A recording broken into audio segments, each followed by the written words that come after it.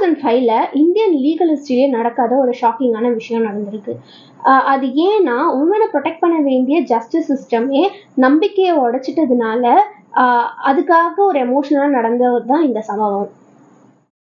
மறுபடியும் விமனை அபியூஸ் பண்ற ஒரு சீரியல் ரேபிஸ்ட். அவனை எத்தனை தடவை போலீஸ்ல பிடிச்சி கொடுத்தாலும் கேஸ் வந்து டிலே ஆயிடுது, இல்லை எவிடன்ஸ் மிஸ் ஆயிடுது அப்படின்னு சொல்லிட்டு ஒவ்வொரு தடவையும் வந்து அவனுக்கு பெயில் கிடைச்சிருது. இதனால வந்து எப்பவுமே பயத்திலேயே இருந்த விமன்லாம் வந்து எத்தனை தடவை போலீஸ்ல பிடிச்சி கொடுத்துருப்பாங்க.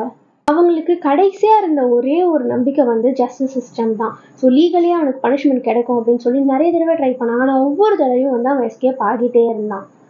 சம்பவம் நடந்த அன்னைக்கு 200 விமன் வந்து கோர்ட் ரூம்குள்ள வராங்க.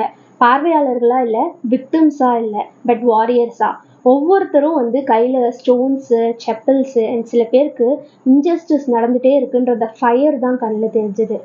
எப்போ வந்து அவன் உள்ள வந்தானோ அந்த நிமிஷமே வந்து ஒவ்வொருத்தரும் அவனை வந்து தாக்குறாங்க, அடிக்கிறாங்க. ஜட்ஜ் முன்னாடி, போலீஸ் முன்னாடி, இருக்கிற லாயர்ஸ் முன்னாடிலாம் அடிக்கிறாங்க. அண்ட் அந்த சிஸ்டம், எந்த சிஸ்டம் வந்து அந்த பெண்களுக்கெல்லாம் வந்து இன்ஜஸ்டிஸ் பண்ணிச்சோ அந்த சிஸ்டம் முன்னாடியே அடிக்கிறாங்க. கொஞ்ச நேரத்தில் அந்த மனுஷனும் அந்த ரேபிஸ்டும் வந்து செத்துடுறான். இந்த சம்பவம் கோர்ட்லேயே நடந்ததுனாலும் அதில் ஈடுபட்ட எந்த பெண்களுமே வந்து அரெஸ்ட் செய்யப்படலை. பிகாஸ் அவங்களுக்கு இழைக்கப்பட்ட அநீதிக்கு அவங்களே ஒரு பவர் எடுத்து அவங்க எண்டிங் எடுத்துக்கிட்ட மாதிரி அது வந்து முடிஞ்சிருக்கு. இப்போ வரைக்கும் இது வந்து ஒரு டிபேட்டபிளான ஒரு விஷயமா தான் போயிட்டுருக்கு.